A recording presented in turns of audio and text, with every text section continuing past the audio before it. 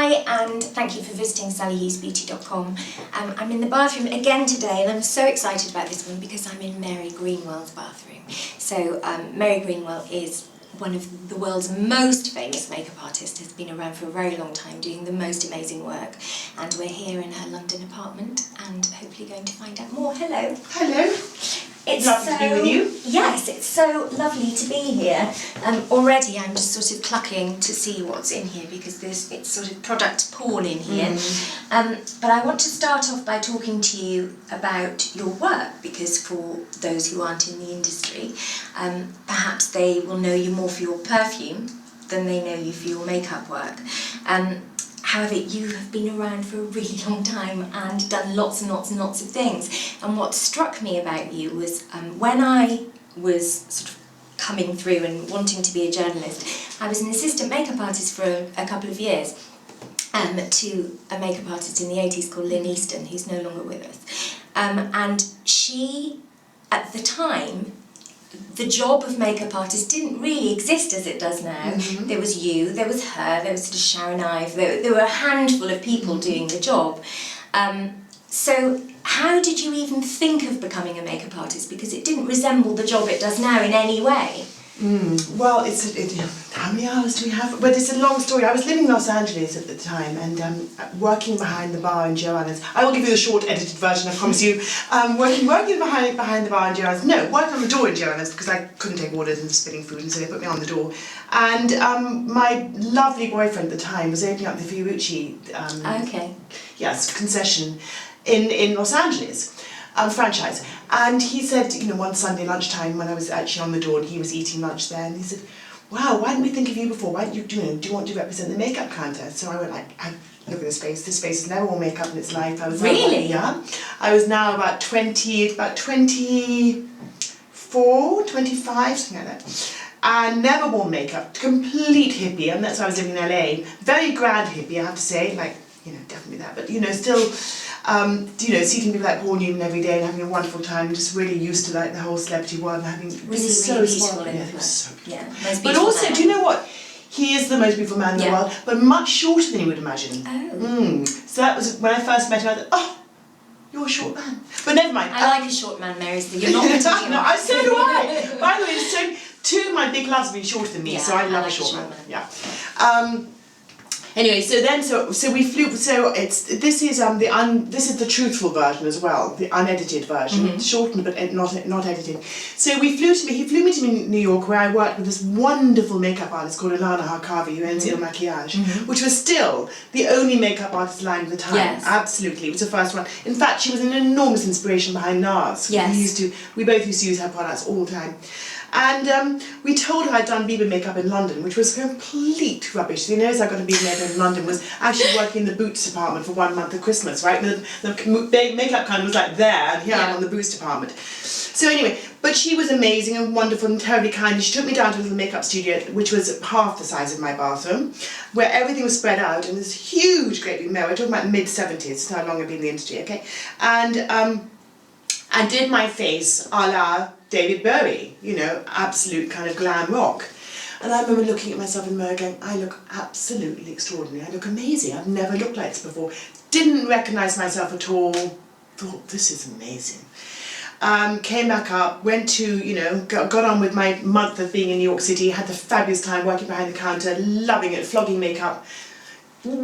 Quite well, but I'm sure not as well as some people. But were you making it up as you went along? I had my one lesson in life. One makeup lesson I've ever had in my life, and I was like, "Now, okay, so you do this and you do this to the clients who's coming off on Madison and 6th Avenue, Madison and Park." So I'd been really bossy and loving it and just really enjoying being there. And then one day Ilana came in and said, "Mary," she was from Israel, so I won't try and copy her accent. But it was a very wonderfully deep Israeli accent. "Will you come with me to carry my makeup box to a studio?" So I was like, "Sure, yeah." And her makeup box was. Now we carry one suitcase, and you should be able to get it all in one suitcase. Her box was this size, right? Wow. Because everything was transformed into tiny, all her products, everything was transformed into little containers. So I was walking up the street with her box going, I don't know why she needs me to carry this box. Whatever, It's a good look though. It's good, she said, she said, sweet, why Anyway, got to the studio, I decided to all to hit him, and the only assistant job I've ever done, so I've had my makeup done once, I've assisted once in my life, and that's it, okay? This is the one time. Went into the Greenwell studio, it was a cover for Glamour, and so I went into the makeup studio and I lay all the makeup out as one assistant does. I mean, even I knew to do that. And so I did that, and then then the model walked in. It was Brooke Shields, right? And she'd already had her hair done, because there wasn't even a hairdresser at this time. We're talking about mid-70s, okay? 77. I bet she was exquisite. Exquisite. Yeah. She had her hair done blow-dried before she came in. There were 2 dresses on the rack to choose from for the cover of Glamour, that Scavullo would choose which one he wanted to shoot on her, and the makeup was going to be done by Alana, okay? Alana turned around to me and said, Mary, I think you should do the makeup today. Remember, I've never done makeup on anyone before. No. Never done makeup on anyone before. Never been to makeup school, nothing. I've just been working in a shop now for 2.5 weeks. That's all I've done.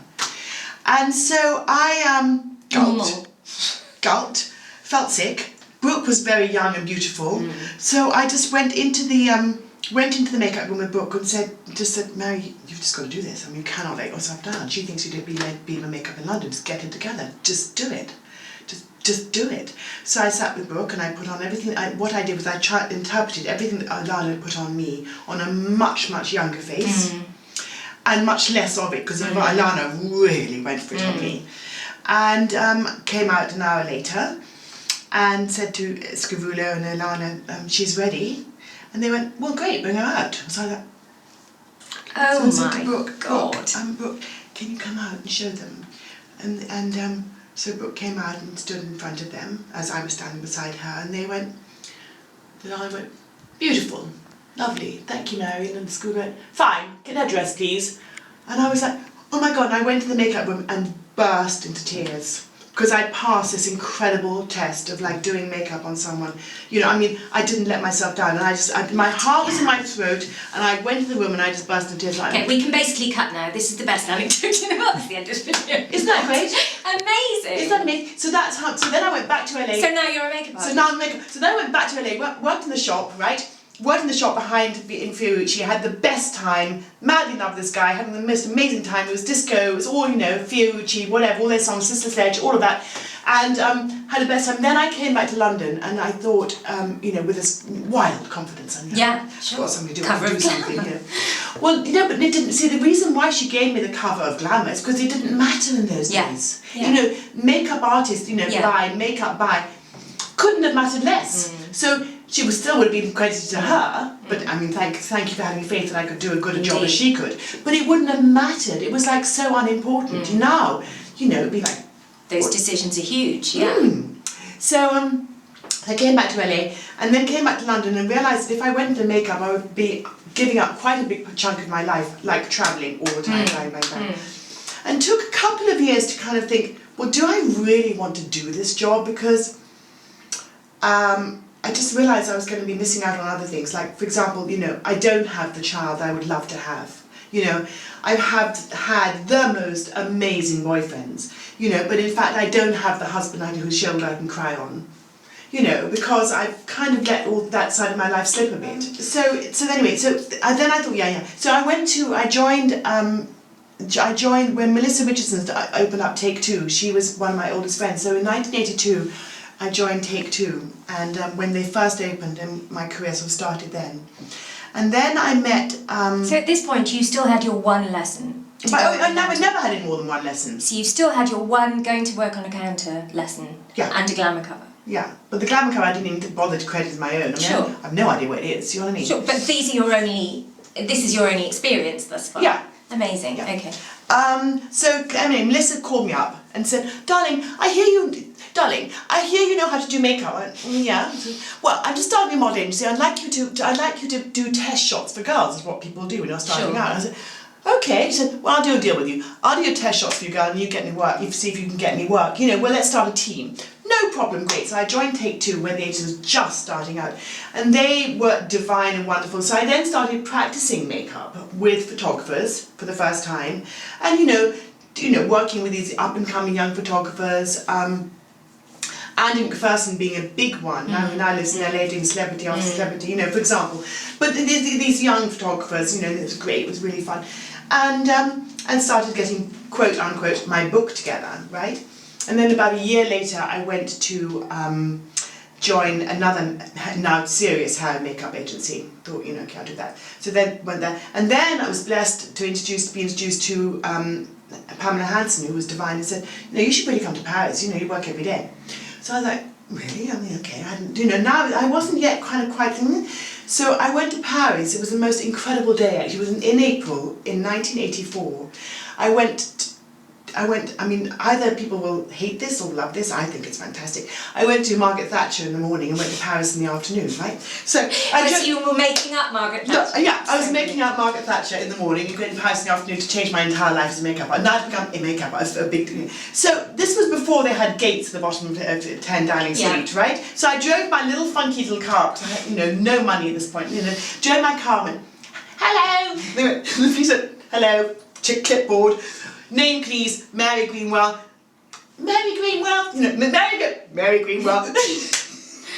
And you went to number 10. I drove up to number 10, parked my car where they now just have a bank of cameras, and parked my car there, knocked on, bang, bang, can I come see Margaret Thatcher? Yes, come up. Oh my god, how was she? Fabulous. Really? Okay, so I had Was she terrifying? No, she was amazing. So I had 3 different memories of Margaret Thatcher. I had one, the booming voice coming down the stairs. I was like, I laid everything out. Now I was a bit nervous, actually. And obviously, with her whole team behind her, and obviously scribbling as they were coming down. This, don't forget, it's all for iPads and everything. How old are you at this point? I'm now 30, about 30. So you're a woman, you're not terrified. Oh like no, so you're a God, woman no. already. I've never been frightened of anything, frankly. Well, that's not true, but I'm not frightened of people. Yeah. I was brought up not to be frightened of people, So, there I am, sitting, so she comes in, she was amazing, she sat down opposite me, she was the kindest woman in the world. Oh, funny. And we talked about, she discovered I was the same age as Carol, so she's like, oh, no, you poor thing, are you married? No, oh, you poor thing, and, oh, my God, no, oh, and she's like, oh, I'm really worried about you and Carol. I thought, oh, you're a real mother to me, this is fantastic, Of sorts. Yeah, and then so that was that, and then I did her face. It was kind of very interesting doing her face, and we went in front of the camera where she was actually talking about the union, this sort of obviously the awful coal mining union stuff going on up north, and I mean this is where I had no sympathy for her at all, but as an individual she was kind of great. So I listened to her speech, and she went through her entire speech, made one mistake, and the end of the speech said, "Got to do it again. I made one mistake." I thought, how brilliant! You've just spoken for 20 minutes, and you knew the one flaw that you said in your entire speech. That wasn't quite pitch perfect. There was no faffing, and next time she did it, it was absolutely perfect. And then she just stood up and got out and said, "Goodbye, everyone. Thank you so much," and sort of walked out of the room. I thought, okay. And then next time flying off to Paris. So I arrived in Paris that day and joined an agency in Paris, and I was staying in a hotel called Rue Saint-André-des-Arts. It's on Hotel Saint-André-des-Arts, which is on Rue Saint-André-des-Arts in the 6th. Okay, April 1984. I had no idea this was going to be the most magical turning point 2 months of my life, because as a makeup artist, because at that time it's in staying in the same hotel as me, because it was where we all stayed when you were like a young model, because that's how I found out about it. It was Chrissy Turlington, Stephanie Seymour, Linda Evangelista, for the 3 that were living in the same hotel. Then round the corner was Tatiana, Cindy Crawford. They were all in this hotel, in this little neighbourhood. How crazy. And it was so crazy. And I remember one time I was sitting talking to, Christy and I talked about this the other day. I was with this guy called Andre, who was a very blonde, Nordic, sweet photographer. And I remember we were sitting having a drink in Rue de Bac. And I remember seeing Stephanie and Christy walking towards me. They were 15, 16. And I remember thinking, it was like 2 angels walking towards me. Amazing. It was really... Did they have something about them even then where you thought stardust? I just saw this as like, they were magic. They were this pure, beautiful magic. There was a light about them. And their smiles and their sweetness, these 2 beautiful faces walking towards me, it was like mind-blowing. And so that summer of 84 became a very famous summer. Yeah. It's when they were all there in Paris, and I was working with all of them. We were all babies together. So, and then what happened is I did a cover for Madame Figaro, which was a weekly colour supplement. It's like the equivalent of The Guardian or something, colour supplement magazine. And there was a photograph of a model, and she looked pretty great, I guess. Anyway, Hans Fior called up and said, whoever that makeup artist is, I want her. Because, you know, I've never seen that model, Marpessa, the lovely Marpessa. I've never seen a Marpessa look so good. So he took me away to, and this is like now the beginning of the autumn, September, took me on a trip for American Vogue with Didier Malige and Hans Fior, and I had, you know, this was like now, this is my first like Vogue thing. And had the most amazing time. And he then said to me when he got back to Paris, I remember I was so touched. I'd never been in such a creative bubble before. I mean, my work had always been like a few days here, but this was like real kind of full-on amazing creativity. And I remember we got off the plane back in Paris and I burst into tears because I was saying goodbye to everyone. I was like, God, man, it was so wet. You've been a sort of family, I suppose. Yes, yeah. And then Hans was going to go with Grace Coddington to Hawaii in January, because there was this huge Vogue trip in January with Grace. And I got a call, my agency got a call saying Grace Coddington wants to meet you in the bar, in the bar of the Ritz or whatever. You know, she went, you know, she wants, you know, she's thinking about working with her. Aren't you excited? I was like, excited? This is the first time I've ever been nervous in my life. This is like beyond, right? And she was, you know, she's such an amazing. Oh, she's amazing. So I went off to meet Grace. I was really, really nervous about that. I mean, now I am nervous because this is not me, this is my work. You know, this is like, am I good enough So for at this point, you must have started to become turned on by makeup at this point. You know, you've landed in it accidentally, but it must be, that sort of creative process must have got you by now, if you're nervous about these sorts of things. I mean, I think what I was just loving was you know, okay, so the very, very, very, very honest, truthful thing with you all is that I was brought up with zero confidence. Confidence with people, but zero confidence within myself. So now I'd found what it had given me was confidence within myself. Yeah. So I think more than the as a child, being good at something. Yeah. As a child, I was I was always drawing. I was like looking at flowers and painting them, and you know, I was very sort of detailed. So for me, the detailed makeup is super important. I can really, really relate to that, and I can really get it. So that's what I was more fascinated by, and also. I do love beauty, and I was brought up with a lot of beauty around me as a child. So to be able to transform someone into being more beautiful, stroke interesting, stroke whatever, is part of the gift of makeup. It's not, I have absolutely no interest in products that are just selling for the sake of it. I mean, I love makeup so much, but I'm not like, I know, just because something's new, it doesn't necessarily mean it's better to me. Yeah. Absolutely not at all. Yeah. No. Also, you are known in your work, although you've done sort of very creative things and loads of shows in the past and so on, you are known for sort of making people look beautiful rather than crazy, edgy, kind of, you do make people look sort of quite goddess-like. So is that the appeal for you, sort of making someone look more beautiful than they could ever imagine? I think that should be the appeal of most makeup artists. I think that's what, I mean, you know, I think my biggest inspiration for someone who made people look so extraordinary but also very different is Serge Lutens. Do you remember Serge Lutens? Yeah. Oh, what a genius, you know, amazing. what an amazing artist he was. But no matter what, because he took the photography, he did the hair, he did the makeup, he did everything for all those Shiseido ads. But the image of the woman was so incredibly beautiful. Yeah, so yes, I think the goddess side is really important, absolutely. But you know, on the other hand, if you know, I mean, 60s is not goddess, it's more about just being drop dead sexy, do you know, so there's that side too. I suppose my favourite period in makeup would have to, I would have to say genuinely it would be, you know, somewhere between the 40s and then the 60s, those two periods, you know, when they had such defined looks. You know, when it was really amazing. The 50s became a little bit interesting enough, a little bit too colourful for me maybe. Yeah, less chic. Yeah, less and more, you know, poppy. Yeah. You know, which is incredible. But I like that really chic simplicity, you know. Yes, I do. I love the simplicity. So Grace takes you on the trip, presumably. So I was lucky enough to be landed this trip. So off I go and have another extraordinary experience with the amazing Grace Coddington. And then was blessed to have her book me, you know, every month after that. Either she or Liz Tilberis would book me every month. Bang, bang, bang, bang, bang, bang. For quite a while. It was just like the most extraordinary blessing, just to be meeting all these incredible photographers. It is absolutely extraordinary. You know, clearly this incredible talent was there, but the idea that to be completely self-taught and to be doing these amazing jobs could possibly only exist in that time, because now everybody wants to be a makeup artist. Indeed, right? indeed. Well, and the time when I first started, there were actually, so there was Nars, Francois Nars, Kevin O'Coin, me, Laura Mercier, Bobby Brown. There was like a handful of us, okay? And we came up with the supermodels.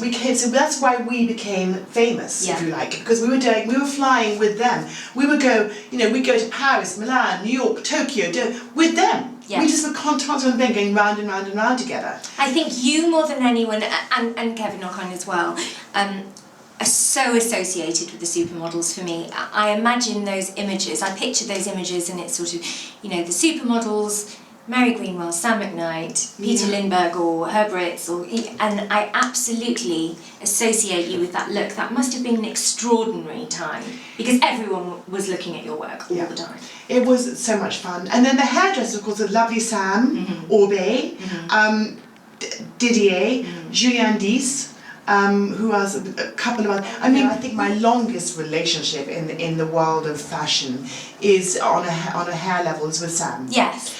We did so much together. You did Princess Diana together. We did Princess Diana together, exactly. But all these amazing trips down to Mexico, we'll get back into Princess Diana, but going down to Mexico with him, and he was always, he had the best sense of humour. So there was this cow on the side of the road that was like dead.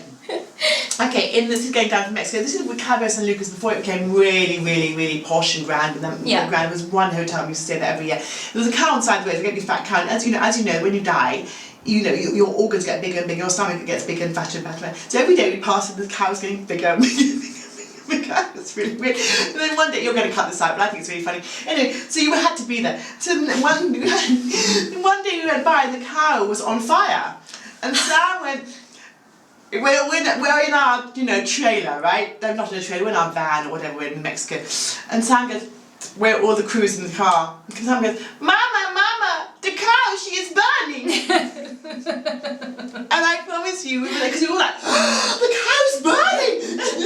Having kept tabs on the cow. And Linda, actually we were with Christy and Linda, and we've never, Christy and I brought up the day, Mama, the cow, she is burning. It's so stupid. You'll cut that out.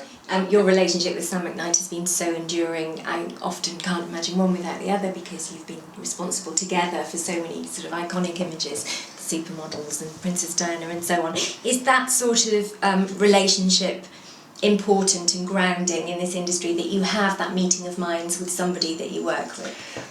The thing is, actually, I follow on Instagram all the hairdressers I used to work with. Yeah. Because I love them so much. Yeah. And I love and I always comment, and I give them hearts and hugs and kisses, and it's like they become your family. Yeah. And they become, I would go under a bus for any one of them. Because you're living out of a suitcase together for years on end, I suppose. Yeah, obviously my biggest, most longest enduring is with Sam. We're living in England together, which is heaven. And I speak to him incredibly regularly. He called me this morning. We do speak a lot. And I love it. I adore him. He's one of my best friends, without a doubt. That's lovely. To look back on that sort of back catalogue of work is extraordinary. When you were doing the supermodels all the time, did you have a feeling that something huge was happening in fashion and in culture? Well, don't forget that, remember, I was like as green as these young things were. I hadn't been around watching prior to Supermodel. I arrived at exactly the same time. So I don't know. But what I can say is the defining moment in the Supermodel moment, actually, was when Versace put them all on the runway together. Yes. So as a fashion moment, in fashion, it was Gianni Versace, that really made them supermodels. Yes. And the reason why supermodels became supermodels is because not only were they very, very bright, they were also they were like a pack of these wonderful women that everybody wanted to use the entire time. And proper friends. And also because they were the first bunch, because prior to them, the runway was very separate from photographic models. So prior to them, the models, the photographic ones, were probably like 10 pounds heavier and really beautiful and sort of loungy and sexy and gorgeous. And the runway models were stick thin. Let's use Yves Saint Laurent as an example. Stick thin and probably quite a bit older, who really, really knew how to walk. They crossed over. They were the first band to cross over. That's why suddenly models were doing both. That's why they became super, doing runway and photographs. It's interesting though, because although their bodies were absolutely extraordinary, I mean, you certainly could never say their bodies were imperfect in any way, they were stunning, they were healthier than models. I interviewed Tatiana a few years ago, and she told me that she couldn't possibly have fitted into today's sample. They were a size 10. Well, you and I know that they're certainly not size 10s anymore. They were women at the age of 16. Yeah, do you know what I mean? They looked like women. Yeah. They didn't have to try to be anything but women. They grew into women very quickly. And they, you know, partly also because they were so clever. I mean, we mustn't forget that. I think, you know, I think, you know, if you're kind of just like dragged into the model industry because you have a great body and a great face, but actually it's really hard for you sometimes, I think, and I think some of these girls have a really hard time. Yeah. You know, I really do. And that's another reason why I love doing the shows. I loved doing all the shows when I did them. I loved it. But when I see the pictures of the shows now on Instagram and things or in magazines, I'm like, those poor like little faces. You know, I see a lot of it as I mean, very beautiful, don't get me wrong, and the clothes and the hair and the makeup. So tiny and so young. Gorgeous and inspiring and wonderful and talented. But the little faces themselves, I see them as quite vulnerable and you know. So. Yes, where I think the supermodels sort of put forward this image of kind of quite amazing, formidable, invincible sort of women, not little sparrow-like girls. Yeah, and that's at the Versace runway, bang, they all came. Powerful. Powerful, I mean, it was an incredible thing to do when you sent them all out together, bang. Yes, and paying them proper money. They changed lots, didn't they? They did, and then that famous line, you know. Yeah. So it changed a lot. They really made the industry what it is today. But so on the back of that, you know, I was so blessed to be absolutely at the core of that, the very, very beginning, and then in the core of that. You know, working with Paolo Versi and Peter Lindbergh and Patrick de Marchelier and all these people, every Penn. I mean, I was privileged enough to work with Penn and Avedon, for goodness sake. Incredible. You know, just at the end of their lives, it was such a blessing. Steve Meisel, of course, but you know, but it's just, you know, there's two, and Bruce Webber. I mean, it was such a time when it was just so, it was amazing. You know, you just go from one great experience to the next. Speaking of de Marchelier, how did Princess Diana happen? How did that come about? Well, that happened because he was called up on a personal assignment to go and do her photographs down in Highgrove, one time. So, just to frame this, so they had recently split, and it was very much about, this is Diana alone, isn't it? This was her kind of, her transformation. People had started to see her as her own person for the first time. Yes, I hadn't. Do you know what? I've only just taken that on board. I think that I must be absolutely right. I think Anna Harvey, who was the editor of the Sitting, who's a very dear friend who was dressing her, probably said this is a great thing for you to do, go and do it, you know. Because Patrick had been sent on a private assignment for that to go and take pictures of her with the kids down in Highgrove. That's how Patrick got the job. So we had the privilege of being in a studio with this extraordinarily beautiful woman. Was she exquisite? She was exquisite. And one man described her about a year ago, we were talking about her, and he said, the thing is that she was always so drop-dead sexy.